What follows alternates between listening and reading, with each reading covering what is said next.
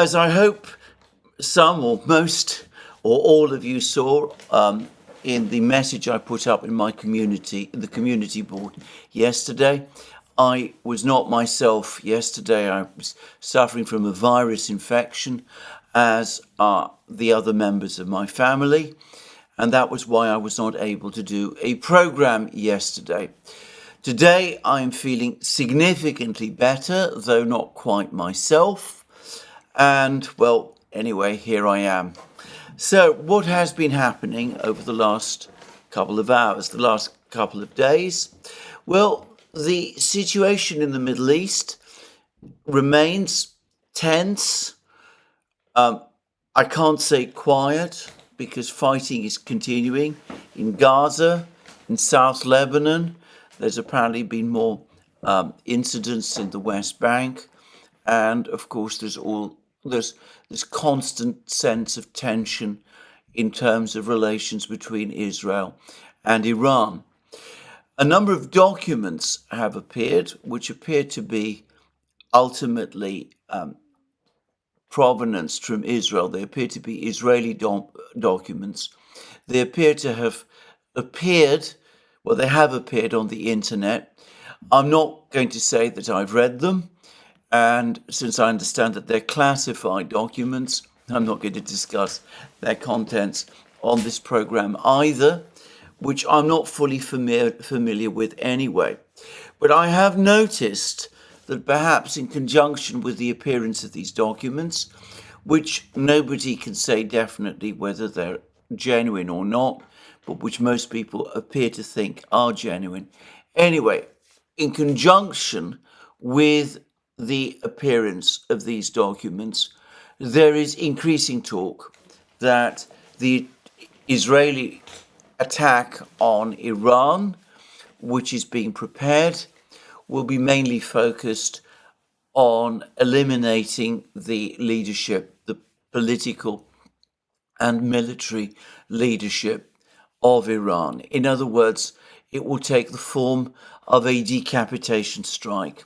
The argument being that Israel has successfully decapitated, it's removed the leaders of Hamas, Ismail Haniyeh and Yahya Sinwar. It has done the same with Hezbollah. It has eliminated Hassan Nasrallah, the Secretary General of Hezbollah, and other leading officials of Hezbollah. And in the rather crude words of one Israeli parliamentarian, the time has come, supposedly, to do the same to the leadership of Iran. Well, I have a number of things to say about that, if it is true. First of all, I think the Israelis ought to ask themselves what exactly all of these so-called decapitation strikes against the leaders of Hezbollah and Hamas have so far achieved. They've eliminated certain people that Israel felt strongly about, but they have already been replaced by others. Fighting in South Lebanon and Gaza continues exactly in the same way as before. And I personally cannot for the moment see that these assassinations have made any real difference or that they have improved Israel's position in security terms in any way. Each of these assassinations has created a morale boost in Israel, but in terms of changing the situation on the ground, well, as of now, I haven't seen that it's changed the situation at all. When Nasrallah was assassinated, I thought there might be a chance after the attacks with the pagers and the assassinations of other Hezbollah leaders that perhaps the entire organization might crumble. That has absolutely not happened. Hezbollah has remained intact. In fact, I haven't even heard reports of any significant defections or desertions or anything of that kind. And the same is equally true of Hamas. So despite all the drama, despite all the publicity and the attention and the euphoric headlines in some places, including the Western media, these strikes so far appear to have achieved nothing at all. Why assume that it will be different with a state like Iran? A huge country, a country of 88 million people, a country with powerful armed forces and a complex and not always easy to understand political system. Why assume that eliminating, killing a couple of leaders is going to result in any situation that improves on the situation that exists at the moment? If the objective is to eliminate the supreme leader of Iran, Grand Ayatollah Ali Khamenei, well, all I would say about that is that in the time that he has been Iran's supreme leader, Khamenei has been extremely careful in how he has conducted Iran's policies in the Middle East. He has not moved forward, for example, with an Iranian nuclear weapons program. He's been very careful not to allow Iran to get drawn directly into any wars, any serious wars. When the events of 7th October 2023 took place, when Hamas attacked Israel on that day, and subsequently, Ayatollah Khamenei made it quite clear, as other Iranian leaders did, that they were not party to that event, that they not participated in it, that they not planned it, and that they were not seeking a regional war with Israel after it. Why assume that any successor to Khamenei is going to be as restrained as he has been? Why think that you would replace an elderly and, if I may say so, cautious leader like Khamenei with somebody who is going to be as cautious and as restrained as he has been? Just asking that question. As for the other leaders of Iran, well, President Pezeshkian seems to be, within the Iranian context of things, a relative moderate. Why assume that if he is eliminated, if that is the Israeli plan, that the successor to him will be a more moderate figure than he is? I doubt that there is any figure in Iran, in the Iranian political system, who is more moderate than President Pezeshkian, just to say. And there are lots of other people in Iran who one can expect would want to take a more hardline position than Khamenei and Pezeshkian have done. And if we're talking about attacking the leaderships of the various military organizations in Iran, the Iranian army and the Iranian Islamic Revolutionary Guard Corps, both of these organizations have, to a great extent, been formed by the bitter and prolonged war that Iran fought against Saddam Hussein's Iraq in the 1980s. There are plenty of tough and embittered people tough and resolute people who would be likely to take over these organizations if the current leadership of these organizations was removed. After all, a couple of years ago, the leader of Iran's Islamic Revolutionary Guard Corps, General Soleimani, was assassinated by the United States, and I can't say that I can see any significant difference in Iranian policy since Soleimani's death, or in the effectiveness and conduct of that policy. So, Decapitation strikes are not likely to achieve any good result, good from Israel's point of view. What they are more likely to do, I would have thought, would be to radicalize the situation, to make Iranians angry and determined to hit back at Israel, which is eliminating their leaders, and quite plausibly to replace more moderate leaders, if that is the right word, with more hardline ones. And of course, there is a moral price to pay in a war of assassinations, because assassinations have the look of murder about them, even when they're conducted in the context of war. And obviously, that is demoralizing and even corrupting in itself, and it is likely to lead to a symmetrical response. Already we've seen drone attacks carried out on Prime Minister Netanyahu's 3 residences. He spoke with huge anger about the attempt to eliminate him and his family, but given that he himself has been orchestrating an assassination campaign against Israel's opponents, why is he surprised that his opponents are now coming after him in the same way? And of course, these were early attempts by Hezbollah. Over time, we can expect the attempts to become better planned and better organized, and perhaps ultimately more effective. This is a dead-end policy. Dead-end policy, which is, as I say, demoralizing and corrupting.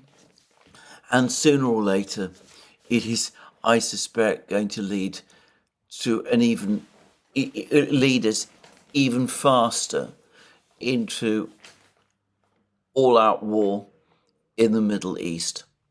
Suffice to say that even during the Second World War, the various leaders on each side basically had a policy of not seeking the assassination of their opponents, even though there are claims from time to time that the Germans did consider doing such a thing during the 3-Power Summit meeting that the Allied leaders had in Tehran in 1943.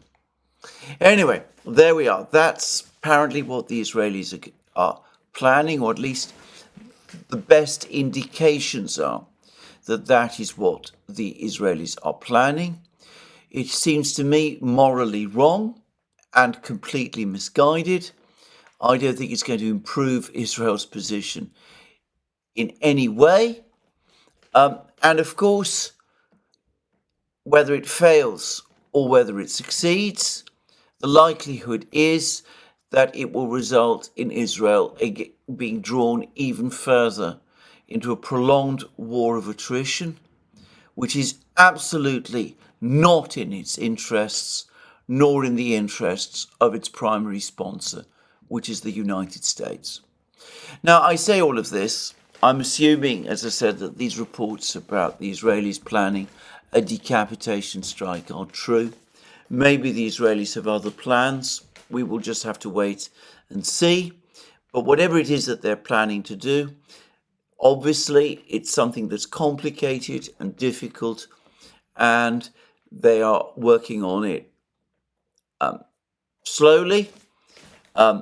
It's 3 weeks now since the Iranian strike on the 1st of October, and I, for one, did expect an Israeli strike to come sooner, and that suggests that there are all kinds of problems and difficulties which perhaps have not yet been resolved.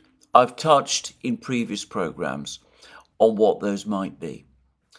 Well, in the meantime, we have had a continuation of the conflict in Ukraine, and that is going to be the subject of most of this program.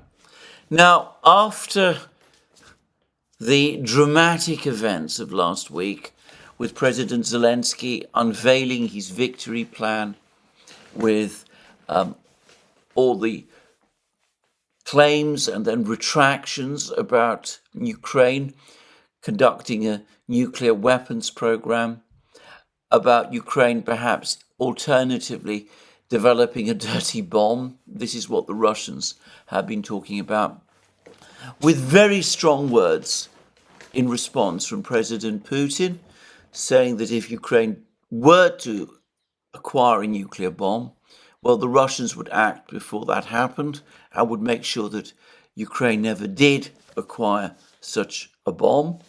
And with President Putin hardening the Russian position on negotiations with Ukraine, making it clear that the four regions are no longer a topic for discussion between Russia and Ukraine, so that any negotiations between Russia and Ukraine, were they to take place, would be exclusively on the topic of the internal arrangements of Ukraine itself, on questions like Ukraine's neutral status, its demilitarization, its denazification, as the Russians call it.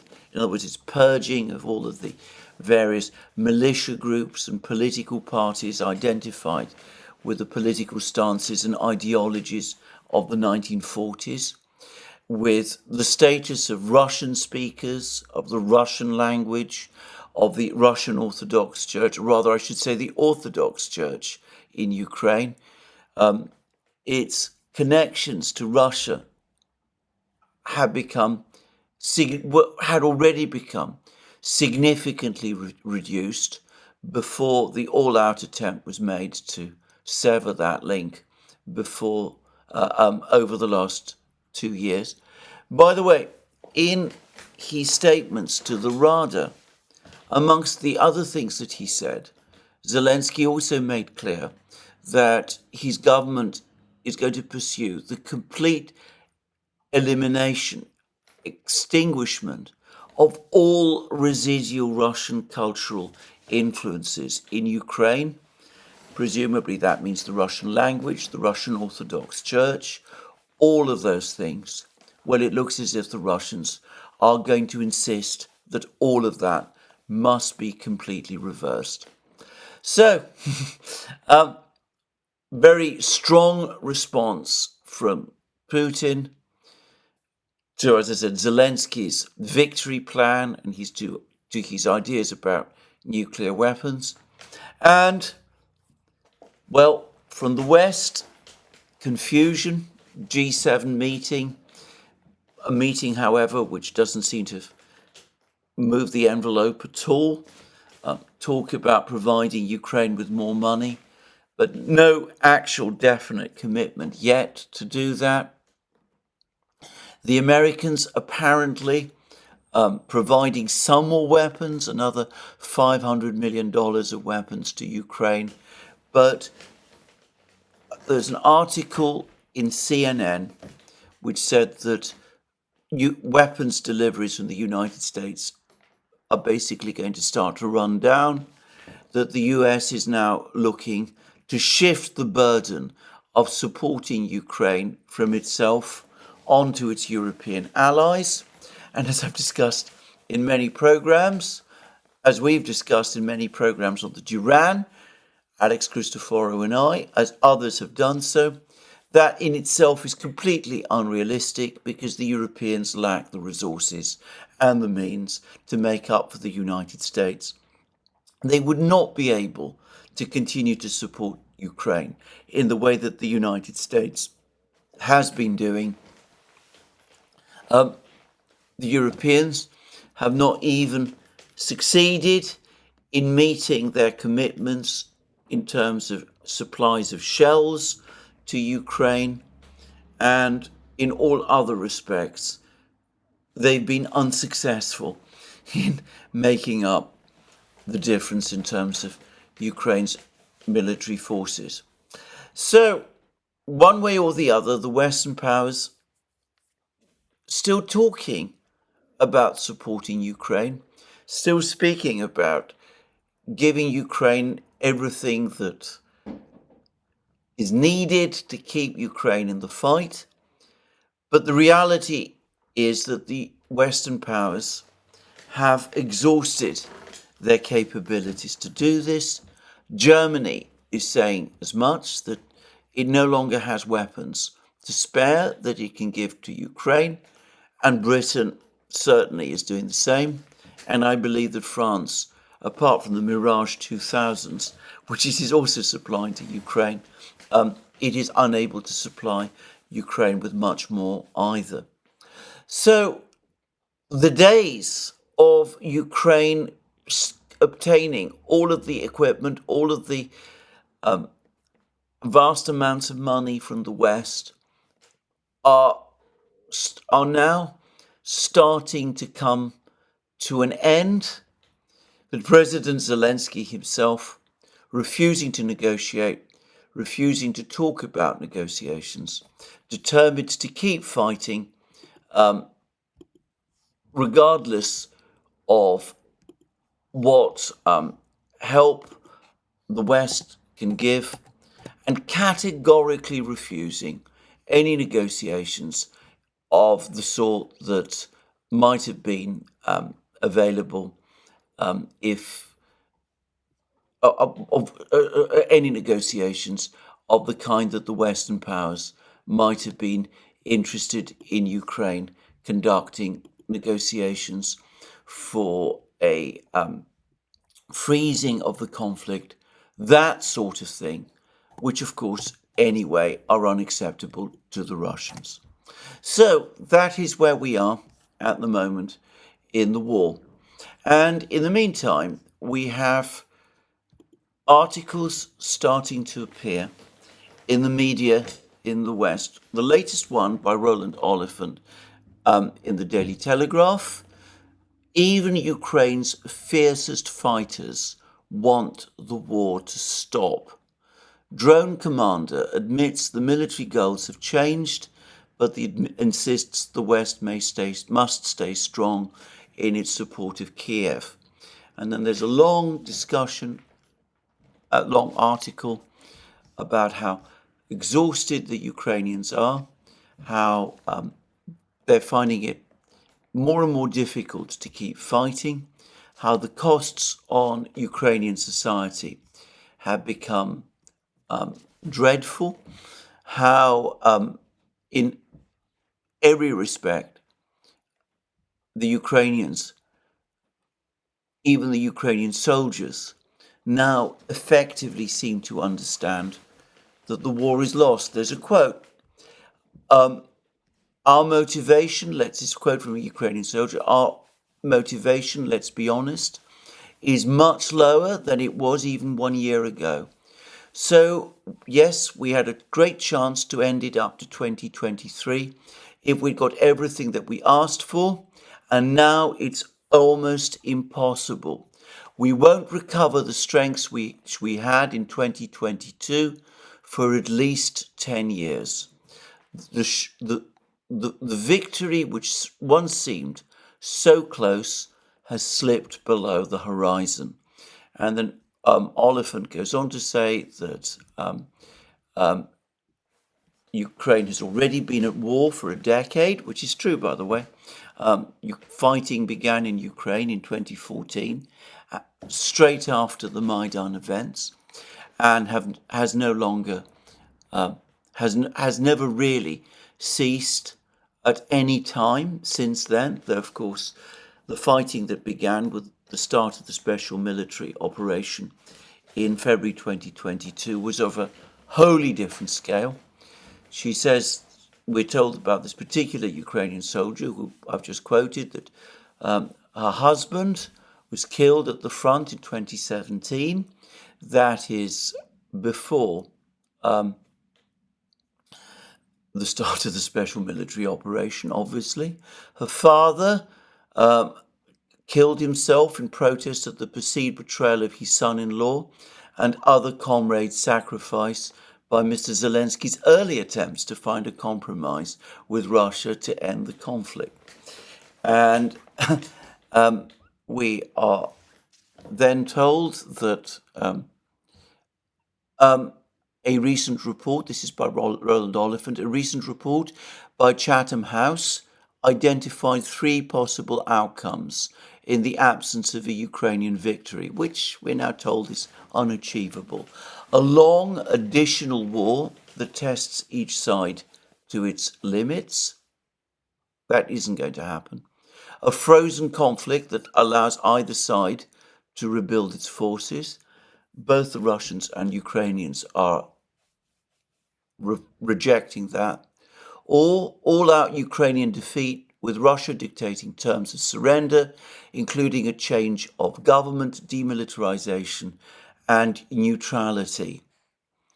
And we're told that a attritional war, some people in the West believe, might play in the long term to Ukraine's advantage. There's a quote from a Western official. We're thinking about how we can support Zelensky in getting what he needs to hold Pakrovsk and the land that's there in Kursk. We'll come in a moment when we discuss the military situation to see how completely fantastic that idea is. We're expecting Ukraine to be able to hold where it is over the next period, but what we see as we look much further ahead is strains starting to grow on Russia in 2025 and into 2026. Where they see the evidence of the strains in Russia, I'm completely unaware. Putin, in his comments 2 days ago, basically said that Russia could just keep going indefinitely.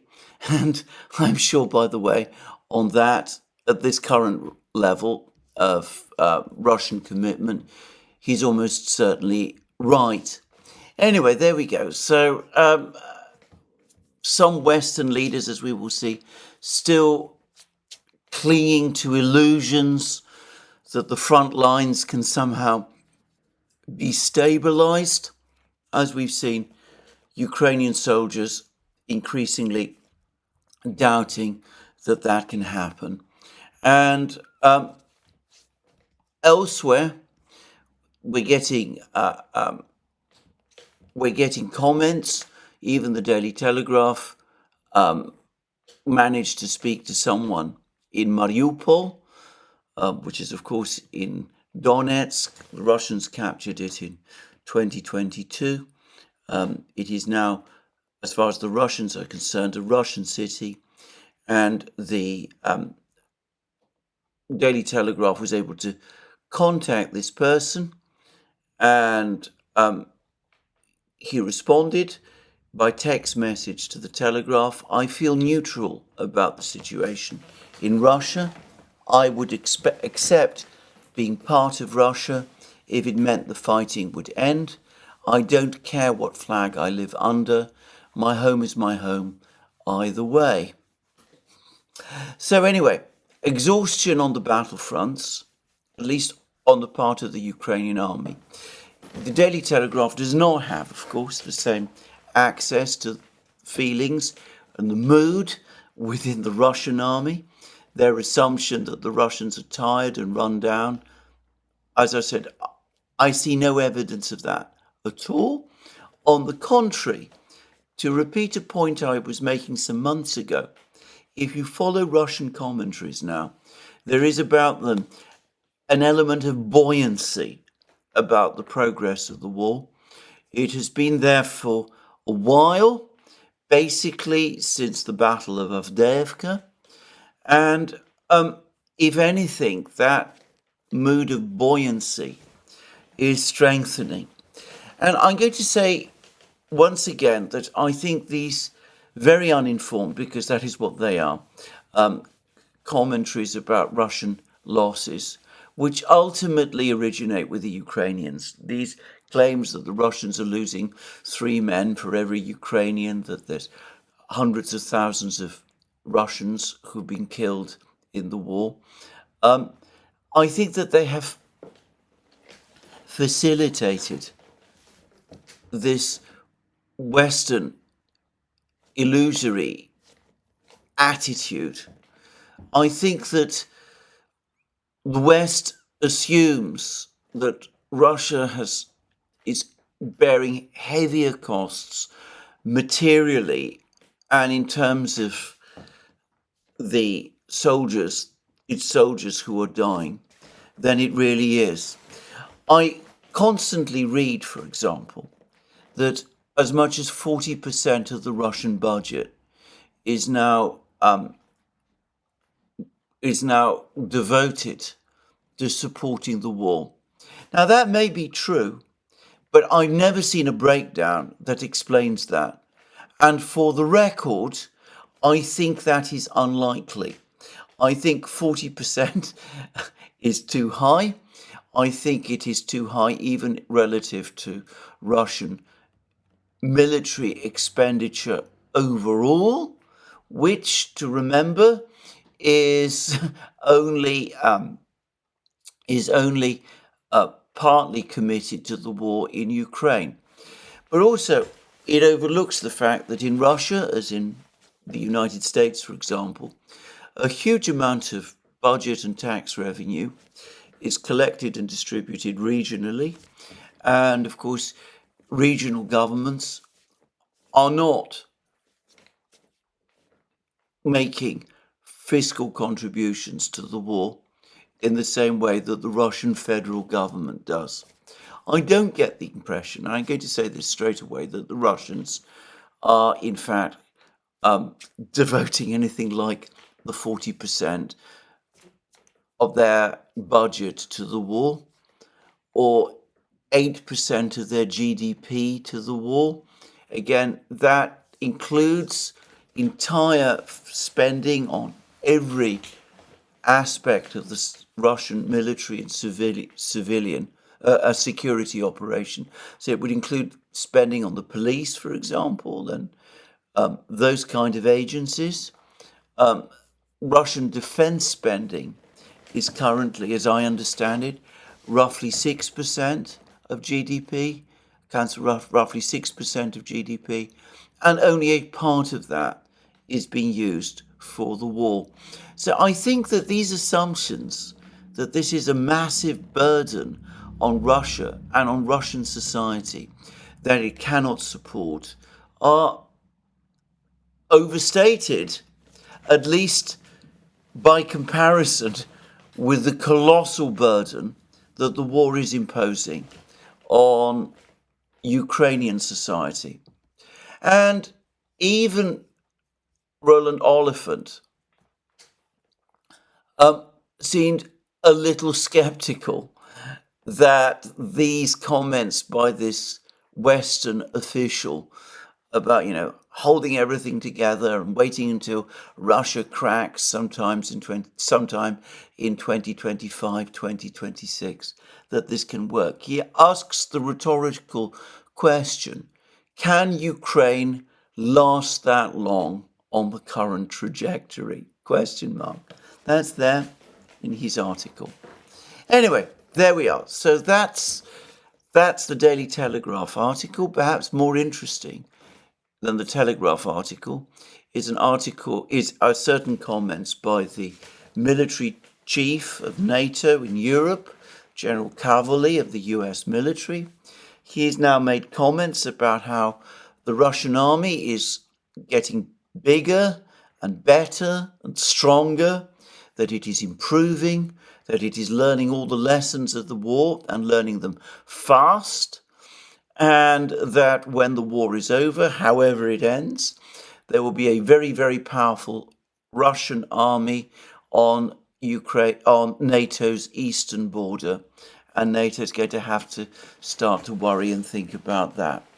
Well, that's General Cavalli. What a distance from General Austin's comments back in 2022 about the war being used, the Ukraine war being used to weaken Russia. General Cavalli says that Russia instead is becoming stronger, at least in military terms. And again, it wasn't just General Austin who talked about weakening Russia. in 2022. I remember during all the arguments about whether to continue funding for Ukraine that were taking place in the United States, all sorts of people in Congress who supported arming Ukraine were coming forward and were also saying that this was a cost-effective way of weakening Russia.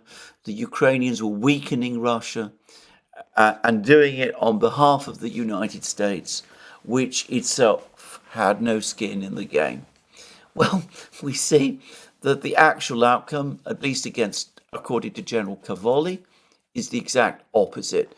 Not only has Russia not been weakened, but according to General Cavoli, the United States, NATO, are going to be faced by a much bigger, much more powerful, far better organized Russian army camped right on NATO's eastern border, commanded, as General Cavoli said, by people who are extremely hostile to the West and to the United States. To my mind, Cavoli's statement, which is, of course, obviously true, demonstrates most powerfully the folly of the entire Ukrainian enterprise. I can remember before the conflict began, Anatol Lieven writing in several articles, principally on responsible statecraft, but also in other places, that a conflict with Russia, a new Cold War with Russia, would require the United States to rebuild the whole military posture in Europe that it had during the Cold War, and at a time when the United States is also caught up in a confrontation with China. The burden of doing this would be all but unsupportable. Well, Anatol Lieven was warning about that then, and General Cavoli now shows that he was right. Anyway, let's now look at the situation on the battlefronts. We've heard how weak and demoralized the Ukrainian army is. Daily Telegraph has told us. We've learned from General Cavoli how strong the Russian army now is. We've seen some Western official, I'm going to guess, by the way, that this is a British official, still clinging on to fantasies of holding on to Pokrovsk and parts of Kursk. Interesting, by the way, that they're talking about holding on to parts of Kursk as well, and waiting until Russia cracks in 2025, 2026. Let's see now how completely unrealistic, how utterly fantastical, in fact, that all is. Well, I say that because since my previous program, 2 days ago, the military situation on the Ukrainian battlefields has developed rapidly. And whereas we'd had what appeared to be a sort of lull, that is no longer the case. That is no longer the case now. Things are starting to move again very, very fast. And firstly, there's a lot of news from the area of Ugledar, north of Ugledar. It looks as if the Russian army is on the brink of beginning its storming operation of Bogoyavlenka, the village to the north of Ugledar. Apparently it is a relatively small village, which was the place where the Ukrainians had basically retreated to after the fall of Ugledar. So the Russians apparently are preparing to attack Bogoyavlenka, even as there are reasons to think that the village of Katerinovka has been captured by the Russians and that the Russians are on the brink of an attack on the other two villages in the area, Antonovka and Yelizavetka.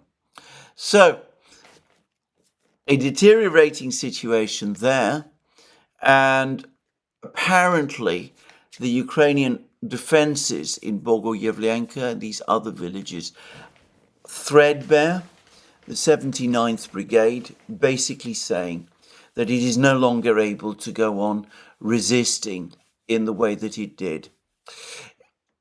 Elsewhere, the situation has become significantly more dramatic. Firstly, we now have confirmation, not just from the Russian Defense Ministry, but apparently there's film and pictures which conclusively prove that the Russians have indeed, in the area northwest of Kurakhovo, captured the village of Zoryanie. And that whole area of fields between Zoryanie and Nivolskoye, the area to the north of Krasnogorovka and to the south of Karlovka and Selidovo, which many people thought had been become a kind of cauldron where the Ukrainians had kept their troops. Anyway, that area, whether there was ever a cauldron there or not, is now fully under Russian control. For the record, I think that what actually happened is that the Ukrainians withdrew from that area very soon after Krasnogorovka and Karlovka fell. And I doubt that there were ever many Ukrainian troops there.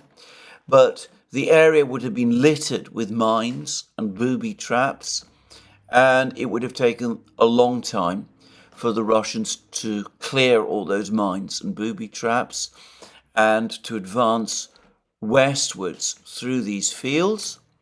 But they have now done so, and they've reached Zoryanie, and they have captured Zoryanie, which lies immediately to the south of the villages of Zelanie Pershe and Zelanie Drucha.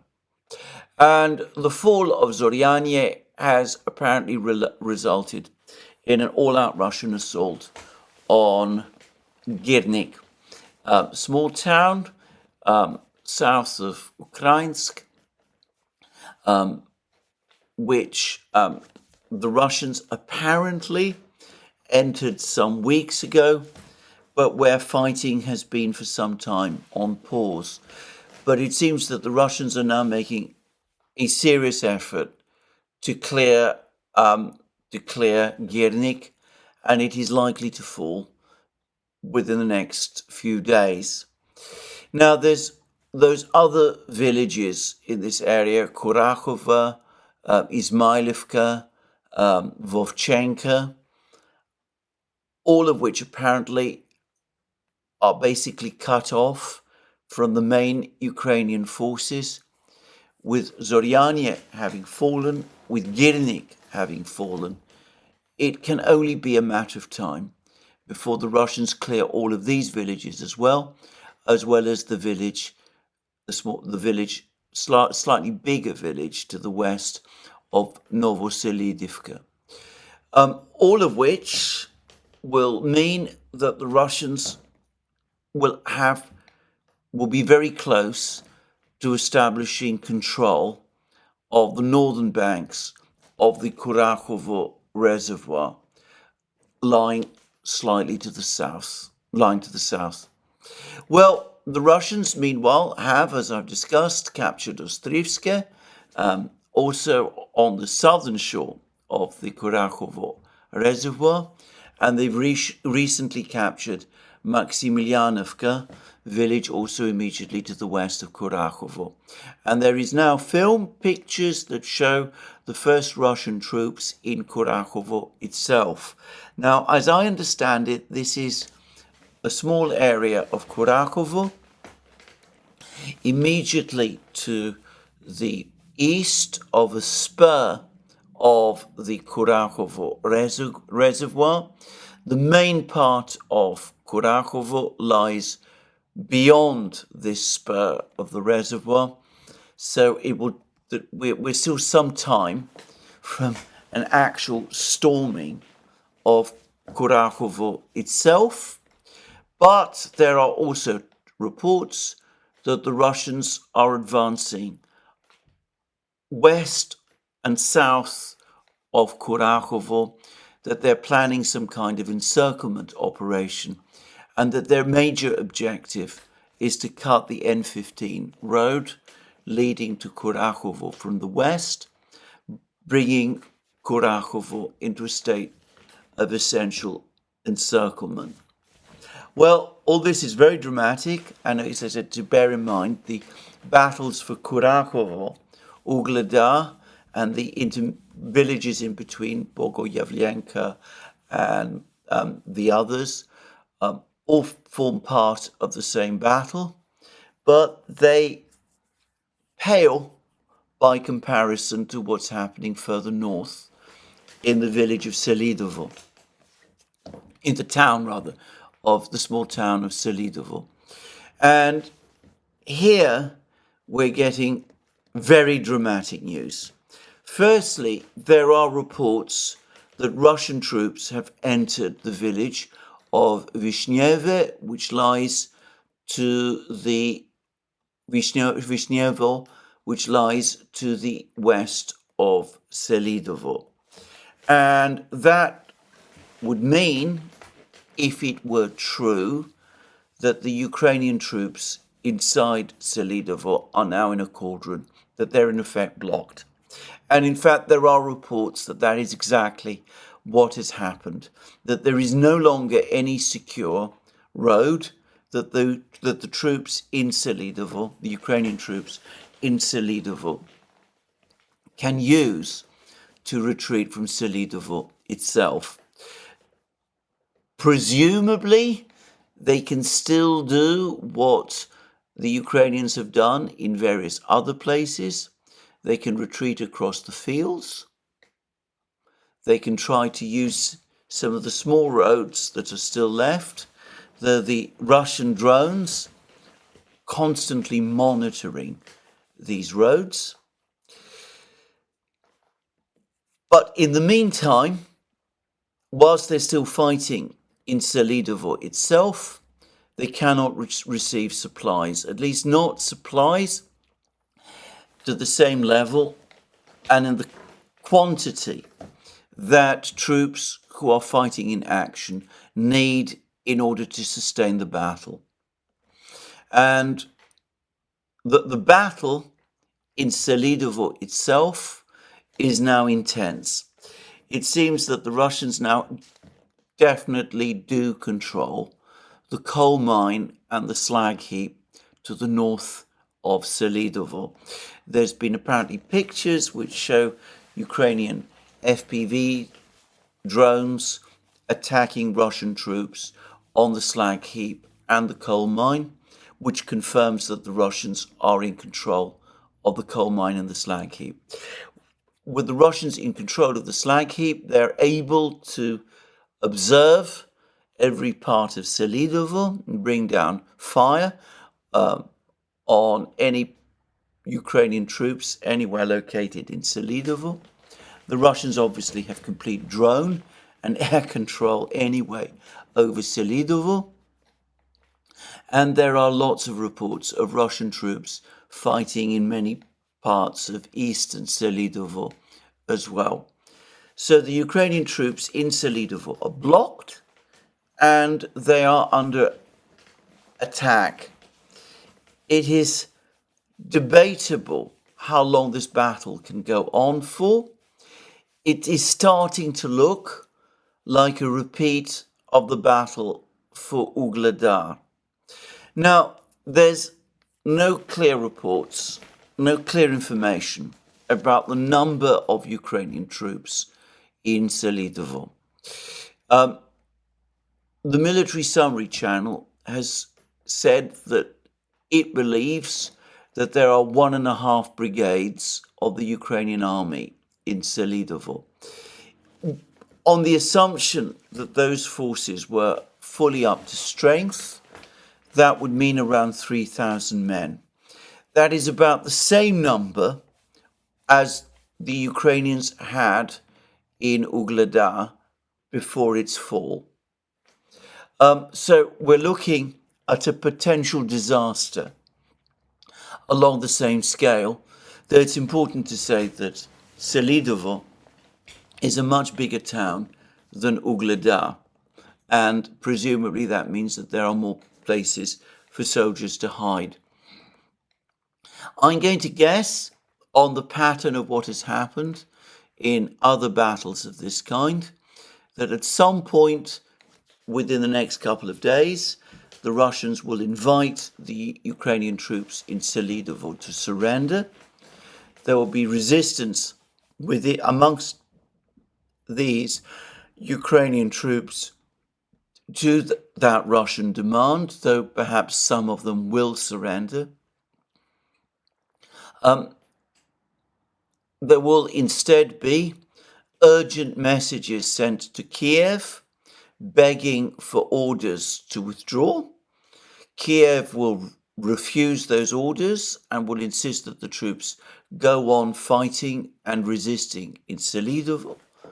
And eventually the soldiers in Selidovo, the Ukrainian soldiers in Selidovo, will do the same thing that Ukrainian soldiers did in Severodonetsk and Lysychansk, in Avdiivka, in Ugledar, which is that they're going to take the decision to retreat upon themselves. They're going to flee from Selidovo in large numbers through the fields, under cover of darkness, in small groups, where the Russians will hunt them. And probably, well, certainly some of them will escape, but many others will not. If you recall, a couple of days ago, I mentioned that the TASS news agency was already reporting on the strength of information provided by by the agency that the TASS news agency calls the security forces, that men were starting to leave Selidovo. Ukrainian troops were starting to leave Selidovo in small numbers. So it may be that something like that is already taking place. Anyway, there it is. The battle for Selidovo is still being fought, but it looks like it's approaching its end, and it is approaching its end in a disastrous way. As I've said many times, the Ukrainians have a habit of over-investing in defending particular locations. It made sense after the fall of Novogrodivka for the Ukrainians to defend Selidovo. If the Russians had been able to roll up Selidovo immediately after the capture of Novogrodivka, that would have put the Russians in a very strong position right from the beginning to advance on Pokrovsk. And so the Ukrainians needed to slow down the Russians by holding them back in Selidovo. That's my view. But their decision to go on defending Selidovo for weeks, for over a month, for about 2 months in fact, has played against them. It has meant that far too many men and machines have been invested in the defense of this town, this smallish town in Ukraine. Heavy losses have resulted, and many of these men were probably amongst the few remaining veteran soldiers left to Ukraine, now find themselves surrounded and will be lost in the ensuing battle. It's the same thing that happened in Ugledar and in Avdiivka, and it's happening again in Selidovo. Much wiser for the Ukrainians to have pulled out of Selidovo a week ago, perhaps even 2 weeks ago, once it was becoming clear what the Russians were preparing to do. There are other places further north that could have been defended before the main assault, the main Russian assault on Pokrovsk begins, and the sacrifice of the men who are fighting in Selidovo has reduced the prospect of that successful defense closer to Pokrovsk. Anyway, I've speculated in previous programs that before the Russians do begin an assault on Pokrovsk, they would choose first to clear the villages to the east of Pokrovsk, along the main road from Pokrovsk, the road that leads from Pokrovsk through Mirnograd, ultimately to Konstantinovka and Chasov Yar. And over the last couple of hours, the Russians have begun to take the first steps to do just that. There are reports that the Russians have launched an assault, finally, on Vozhvizhenka village to the north of Novo-Alexandrovka, which the Russians captured some months ago.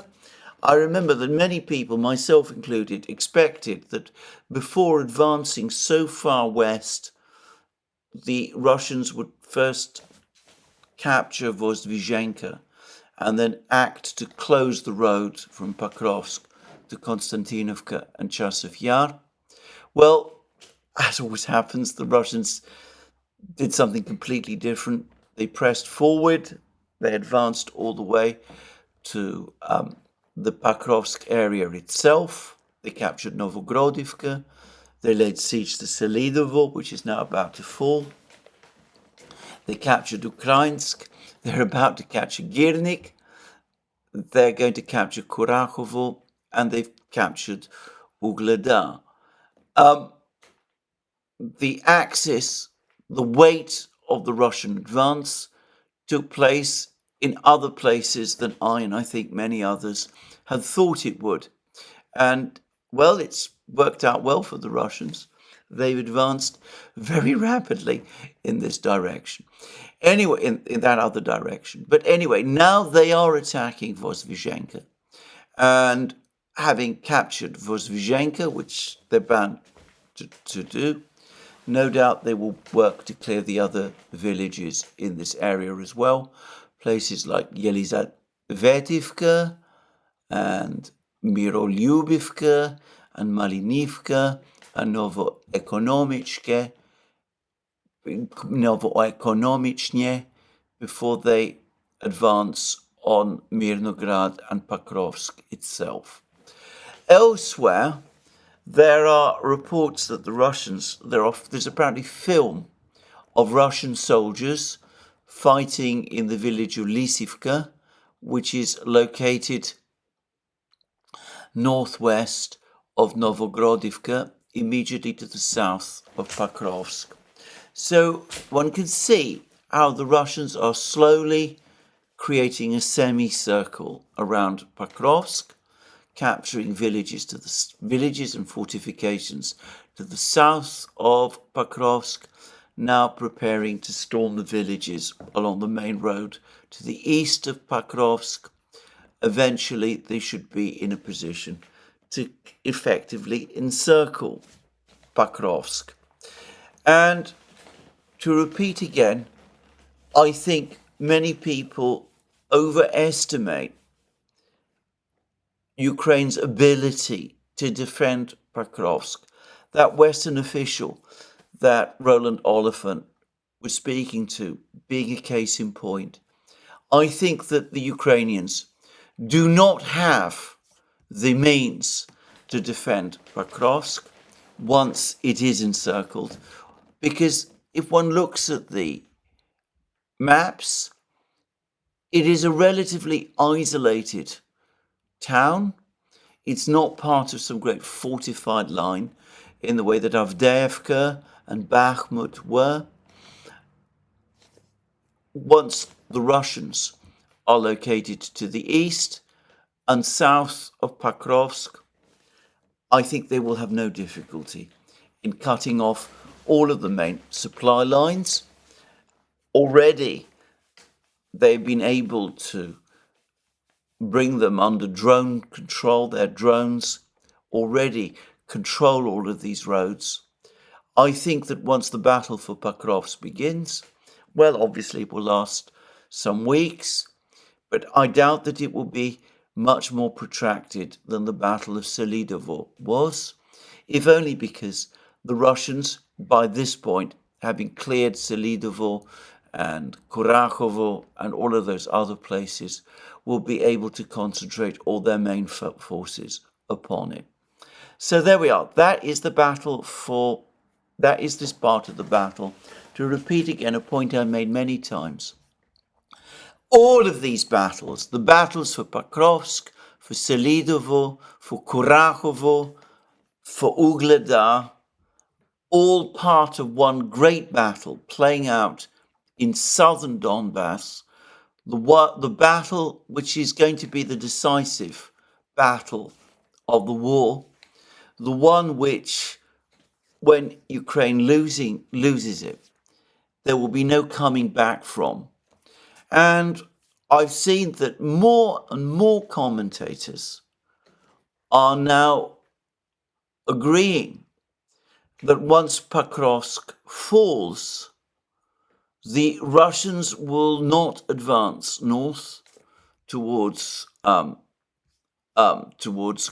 Kramatorsk and Slavyansk from Pokrovsk. They will push westwards to Pavlograd and ultimately to the Dnieper and to the great city of Dnipro.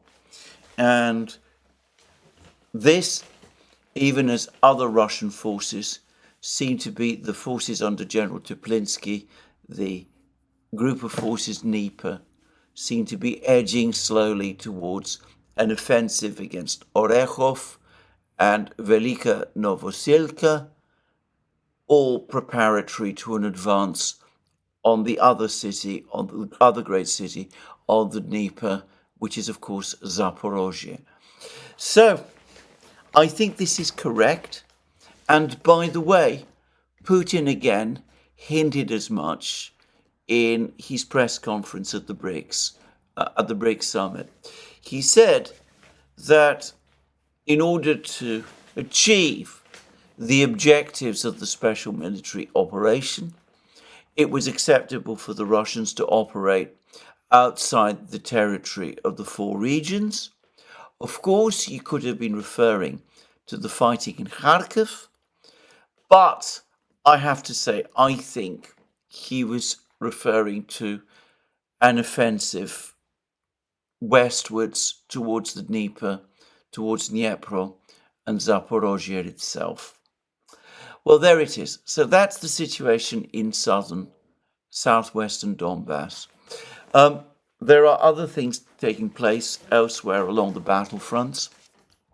It continues to be an intense battle in Toretsk. There's been less information about this recently. This is partly because most of the information about these battles which we get come from the Ukrainians. And my own sense is that the Ukrainians are going to retreat from Toretsk this week. There are reports that Russian forces in central Toretsk are now less than a kilometer from Toretsk's western and northern boundaries. So it looks as if the Ukrainians are just clinging on to some outskirts of Toretsk now, and I personally think it's highly likely they will withdraw this week, though it may be that they will try and cling on in some places, rather like they did in Bakhmut, when, as I remember, they clung on to some buildings at the far western edge of Bakhmut for some days after the rest of Bakhmut had fallen and pretended that that meant that Bakhmut had still not fallen, but was instead under their control. Anyway, that's the situation there. Elsewhere,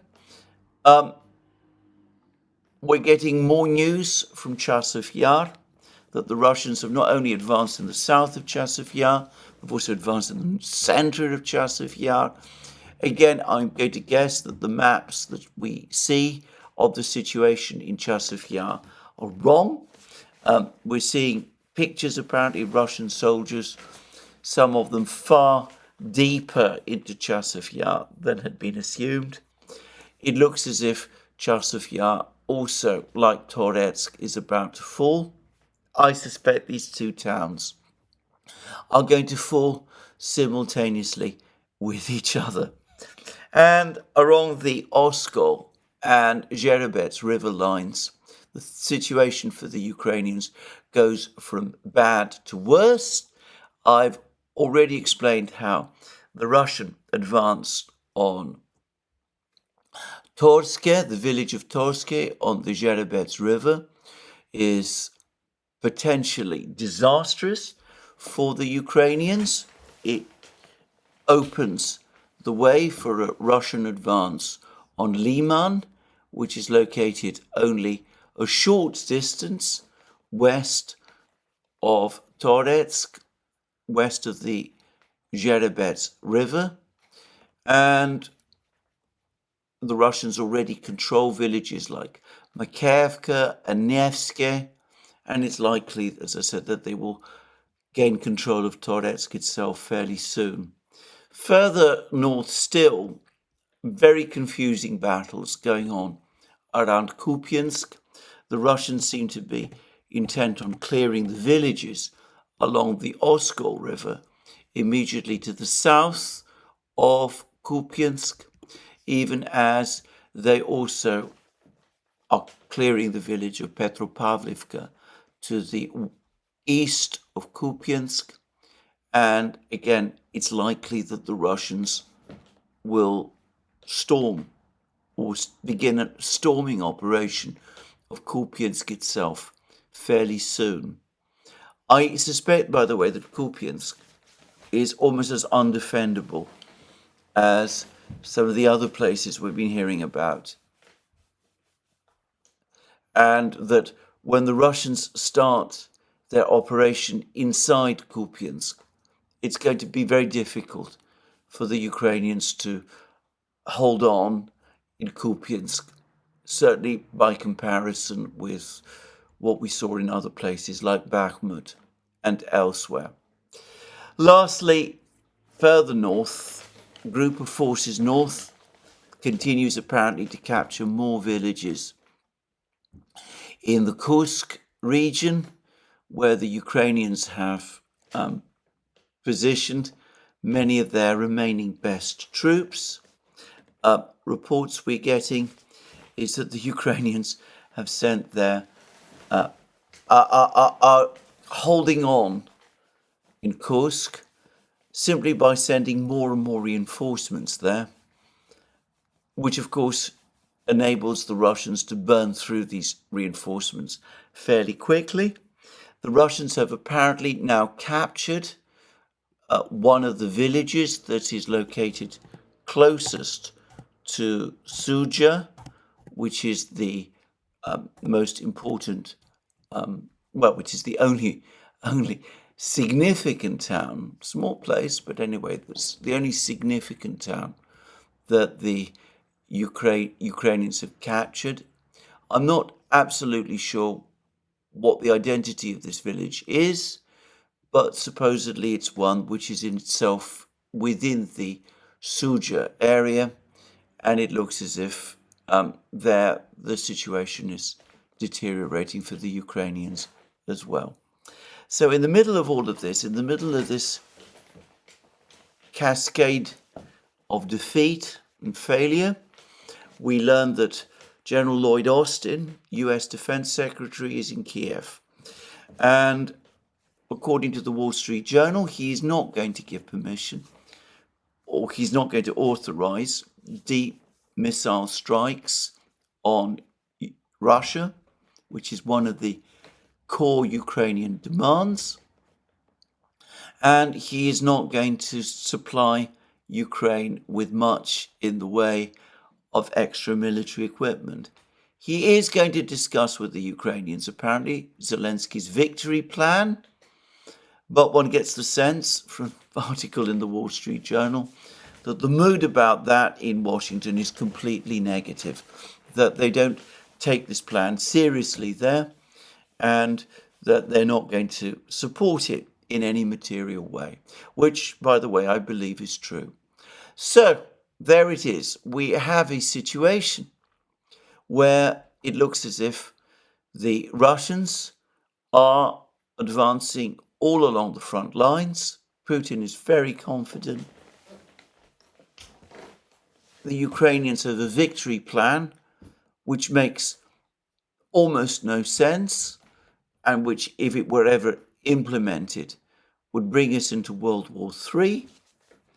And yet there are still apparently some Western officials who say that Ukraine can somehow hold on in Pokrovsk or in Kursk region, even as all of the situation on the battlefronts tells us something completely different. It's very difficult to understand Western thinking about this war. There seems to be an incredible amount of wishful thinking and denial. There seems to be an enormous amount of denial about Zelensky himself, a person who has come up with a plan like the victory plan and who has made threats about nuclear weapons, about Ukraine acquiring nuclear weapons, threats which admittedly he has sort of retracted, is surely not someone you would want to get too close to. And yet, Westerners, Western leaders, Western commentators, emotionally and politically so invested in this project, in supporting Ukraine, still seem incapable of drawing back from it. The French defense minister was recently in Kiev. He apparently was mainly there to discuss the delivery next year or later this year of the Mirage 2000 fighters, ones which will make no difference to the war, just to say.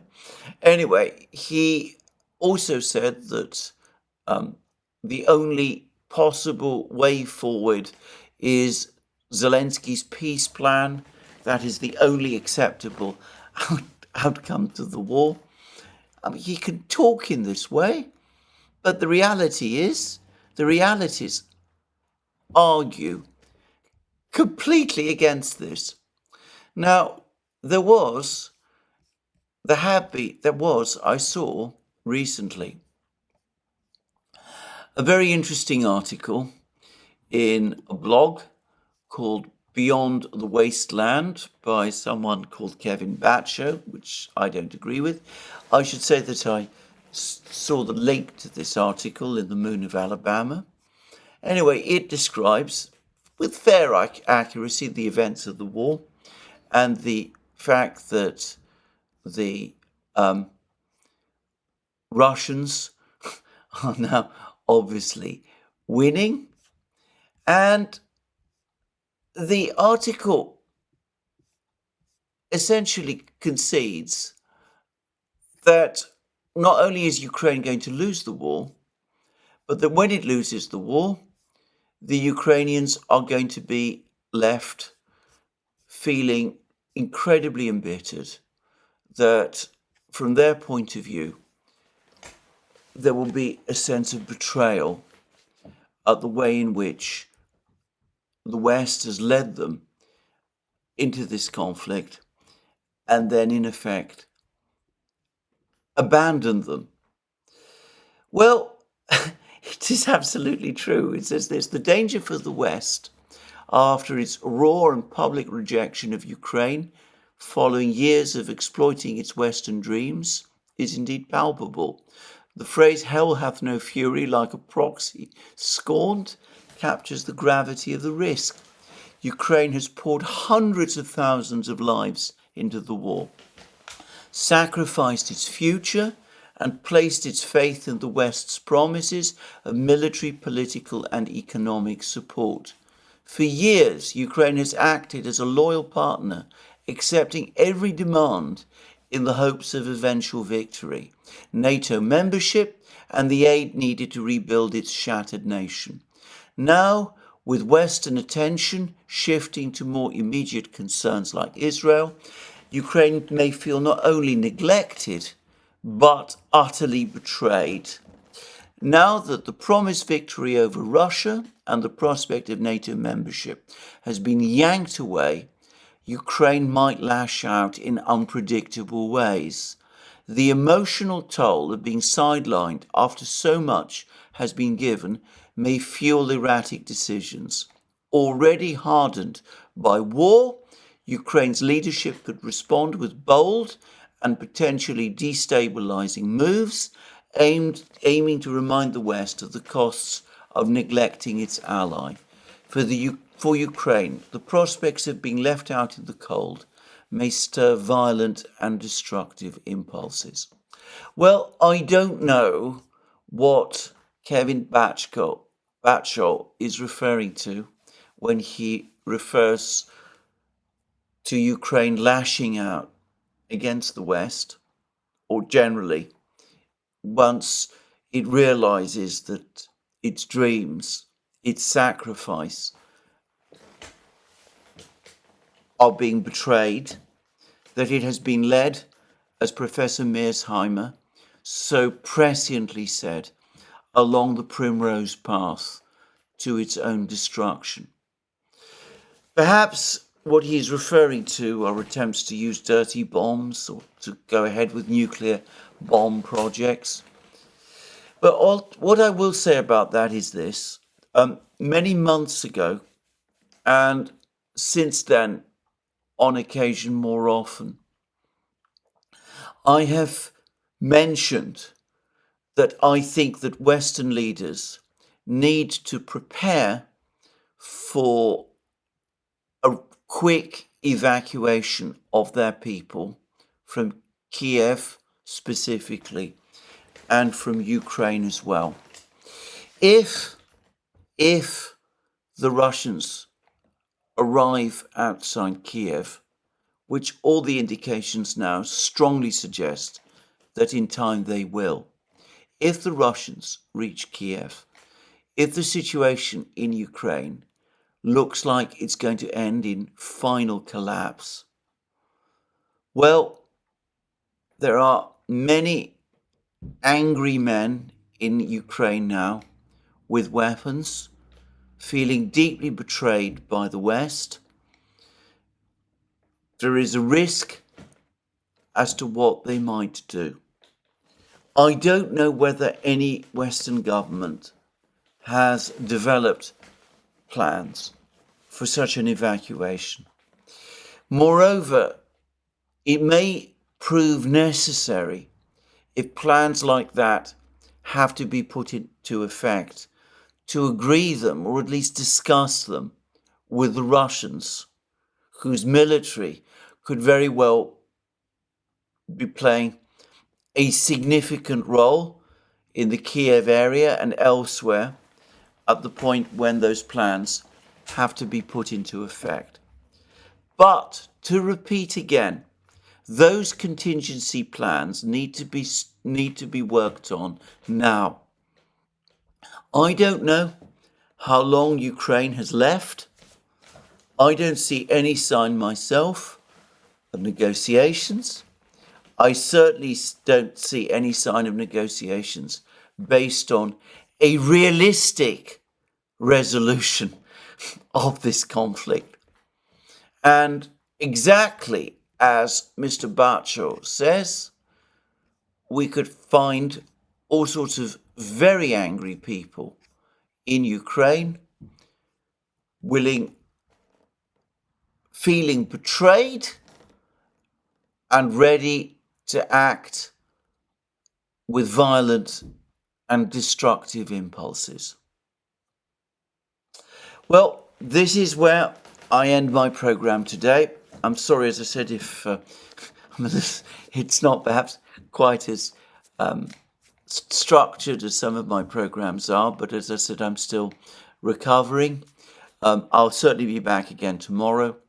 And until then, have a very good day.